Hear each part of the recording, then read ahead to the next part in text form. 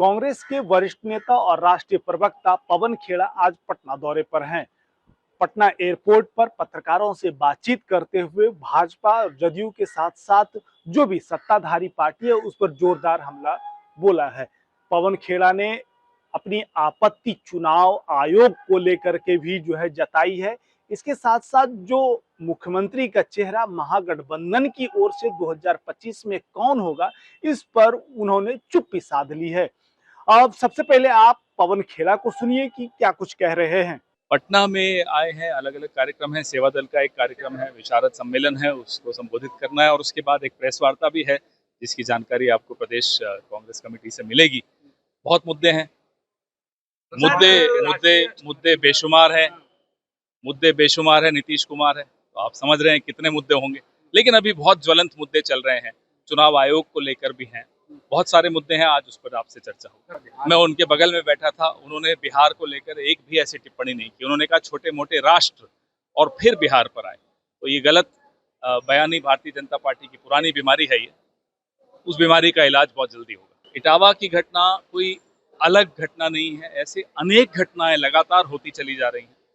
तो मुझे लगता है कि सरकारों की जो जिम्मेदारी है, सरकारें उससे बचकर भागती हैं और अलग अलग मुद्दों में हम सबको आपको व्यस्त रखती है। इलेक्शन कमीशन जो डिवीजन वोटों की करेगी उसको कैसे देख रहे हैं? उसी पर आज चर्चा आपसे करेंगे, विस्तृत चर्चा करेंगे। उसको हमने स्टडी भी किया है और भी स्टडी कर रहे हैं। कल हमने एक स्टेटमेंट भी निकाला कांग्रेस पार्टी की तरफ से।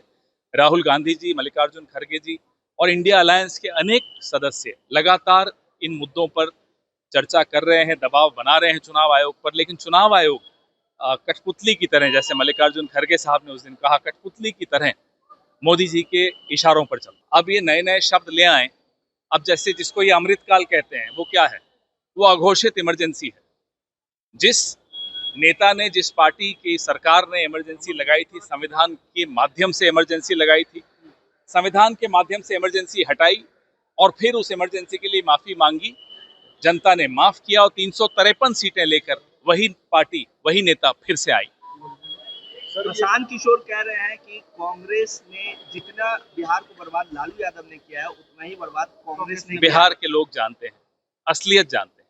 यहाँ से आप निकलिए बाहर, दाएं बाएं जहां देखेंगे वहां आपको कांग्रेस के पुराने जो काम किए हैं वही दिखेंगे। सर, एक सवाल है सर, प्रशांत किशोर ने यह भी कहा है कि बिहार में कांग्रेस जो है वो लालू यादव पे डिपेंडेंट है, उसकी अपनी कोई। आप क्यों समय वेस्ट कर रहे हैं? सही मुद्दों पर बात करें। सर, वोटर लिस्ट को रिव्यू कर रही है चुनाव आयोग, अभी चुनाव आने वाला है, वही उस पर आज हम चर्चा करेंगे, क्योंकि बहुत दिनों से, बहुत महीनों से, दिसंबर से हम लगातार चुनाव आयोग पर दबाव बना रहे हैं कि आपकी प्रक्रिया पारदर्शी नहीं है। उस पर जवाब देने की बजाय वो दाएं बाएं तो कर ही रहे हैं।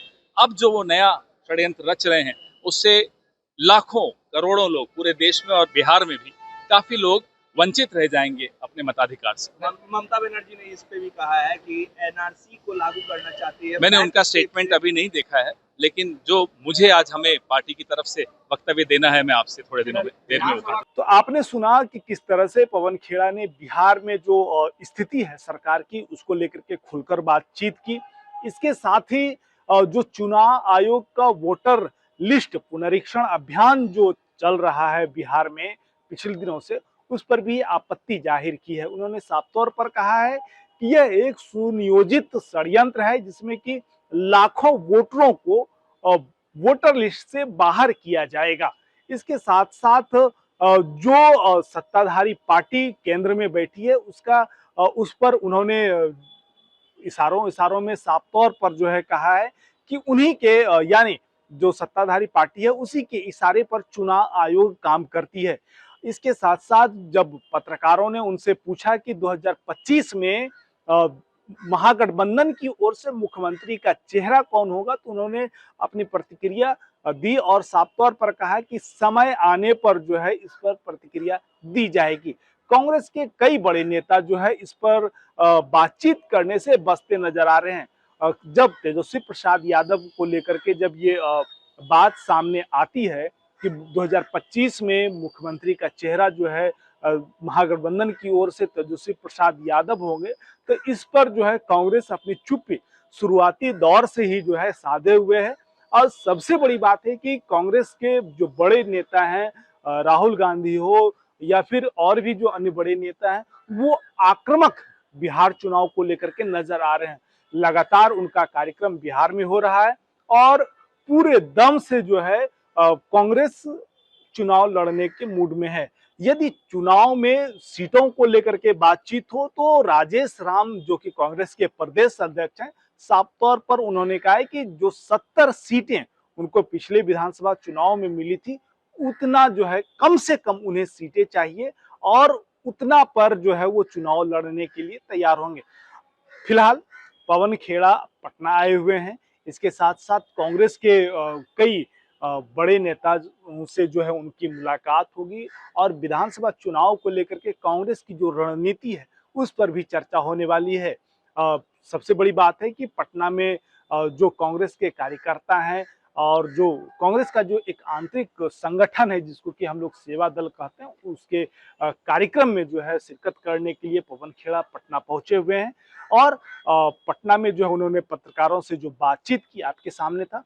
नव भारत के लिए पटना से विपुल कुमार सिंह।